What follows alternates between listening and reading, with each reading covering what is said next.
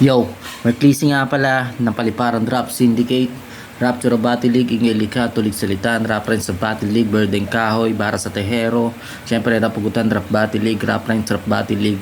Yon, hindi ko napapatagalin to. Ito nga pala yung entry ko sa Paco Open Burst. Yeah, nakita ko lang to kanina kaya natripan ko siyang lapatan para syempre sa mga kurap. Let's go! Kung papiliin ako, kung sinong papiliin ko, wala na. Tingnan mo ngayon na naging kalagayan mo. Paliparan Rap Lumako ka Syndicate. sa mga maling pangako. Kung namulat ka na, isagutin ang tanong sa'yo.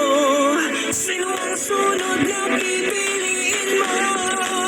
Sagutin mo na. Wala na, dahil dala na sa mga pangako ng bobo. Mawawala matapos makakuha ng boto at hambigin pondo ng bayan. Kaya wala na dapat pagkatiwalaan dahil kawalang gana na tangina. Magbubuwis tayo para lang sa bulsa lang nila. Talagang nakakainis kung pang sariling interes lang nila yung buwis. Hanggang sa tumataba tayo numinipis. Talagang sa pool mga ulo hindi na padaplis. Kaya mas dumadami mga gago dahil ang mga pakana ay ang gobyerno. Dahil sa mga pangako na napako, paldo na kaya naglaho. Kaya sa pagsingaw ng mga baho, di na kung magpapauto sa mga pangako yung napapako. Talaga naman nakakarindi. Yung paulit-ulit na bangayan sa gobyerno sila pa mismo nagsasabayan.